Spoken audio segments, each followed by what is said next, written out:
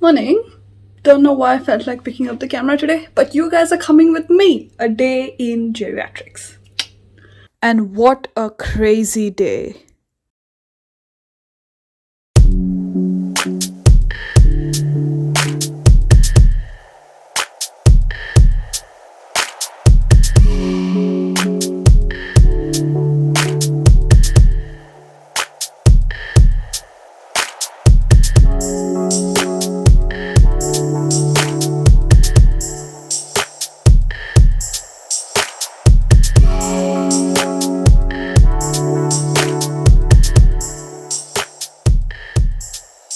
If you're new here, hi, my name's Akshrita and I'm an international med student studying at UNSW Sydney.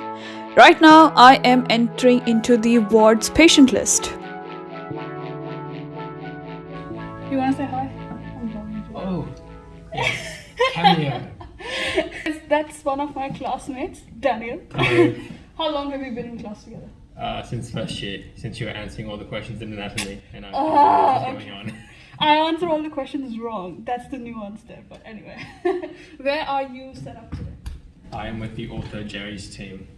Lots of necrofemur fractures, lots of pre-op, post-op patients. You can tell he knows a lot about everything. Quickly go through the electronic medical records of the patients. This is to make sure we are well prepared for the ward rounds that I'm going to go on. Ward rounds are usually checking whether the patient was stable overnight, making sure that they don't need anything else. If they need medication changes, we chart them, and we learn about the physiological concepts on the way. So I'm going to get to that right now. After that, I quickly take up all the stationery I need, take my stethoscope, have a glass of water, do whatever you need to do to prep for this huge part of today. So, while I can't film within the hospital and I cannot breach a lot of the privacy rules that are set up for us, I thought I could draw it out and give you a sense of what was happening so you could visualize something in a really cool way. So we have multiple entrances and the reception right in the center. Me with the short hair, my registrar with her long hair, and Daniel with his short hair. We all decided to go on the ward rounds and our registrar was our boss today. We go from ward to ward, making sure that all the patients have been stable overnight, talk to them about what issues they might have been facing, whether they are feeling fine in general, if they're recovering well. We make sure we change their medications or reduce or increase doses as per how things are going. And once the patient is feeling okay with how the things have been progressing, we choose to move on to the next patient and write notes along the way. So while this was happening, at about the second last patient in the ward, I was given the task to perform a mental health assessment. So we split up. I went back to the patient to do a mental health assessment or a mock-up, while my registrar and classmate went on to continue the ward rounds, and the plan was for me to catch up with them. So about 20 minutes into this whole thing, when I finally finished it, I messaged my classmate and asked where they were, and turns out there was a code blue within the same ward on a patient we had just seen a few minutes ago. It was crazy.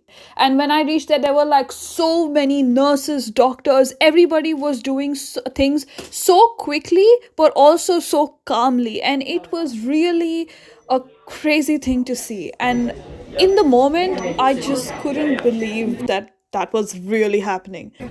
So it's 12:49 p.m. I literally just came out of a ward round. I actually have to cut it short because we have a class at 1 o'clock. When I said in the morning that I just have some instinct to pick up the camera, I think I know now why. I performed a mental health assessment on another person today. I witnessed my first code blue, and I have seen somebody on their end of life path where they are not fit for discharge and they are probably going to pass away in the next 24 hours. I got to do a few things, I got to witness a few things that I've never seen before. This is why it's really important to get as much clinical experience as you can, because you can never predict when these things happen, but when they do, it's an excellent learning opportunity to see how doctors behave, how they make the decisions, how they decide what the cause was, what is the immediate management, how do they keep calm, how do they prevent themselves from completely losing their mind. It'll make one of us do it. I nominate you, actually. Yeah, well, I mean, you would think that 2 mock-ups by now would have taught me something. Nah. So I sat with my friends and finished off that one class we had and headed home.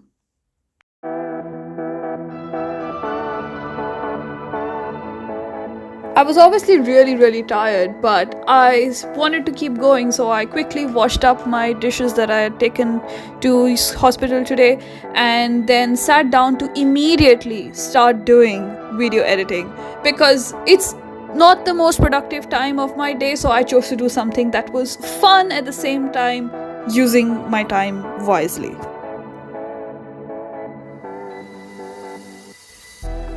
I actually finished what, 70% of the editing?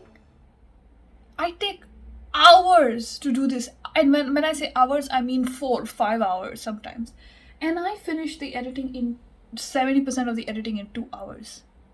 This just tells me that I'm not a last minute worker. I'll probably take 10 times longer to do something just because the pressure gets to me. The reason why I pushed myself to do that video editing in the afternoon was because I wanted to go before sunset to the grocery store and get all my stuff for the week. And I was so glad to be able to do this because it really felt like I have hours more ahead of me and made it home just in time to see the sunset.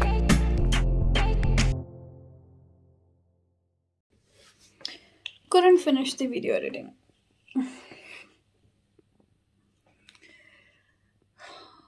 You just never, ever have enough time for anything. Look, it's 10:25. I want to go to sleep because I haven't had sleep yesterday. There's no point in stretching my body too much because then I'm just gonna crash and work 10 times lesser than usual. So I'm going to go to sleep. But today was finally a day where I felt like I did not waste a single minute of my day, and I'm feeling good about it. Let's keep the streak going, at least until the exams. But if you guys liked how today went, if you liked how crazy this day was, if you liked the little things I've done to make sure that I've stayed productive, and if you like my choice of going to sleep at 10:25 p.m. instead of 2 a.m. in the morning, then like this video, share it around, and comment down below and tell me what's your most common time to go to sleep. If you don't have a sleep schedule, don't worry, I won't judge you, I'm the same. But if you get any value from this channel in general, subscribe to it, make this inventory your own. But until next Friday...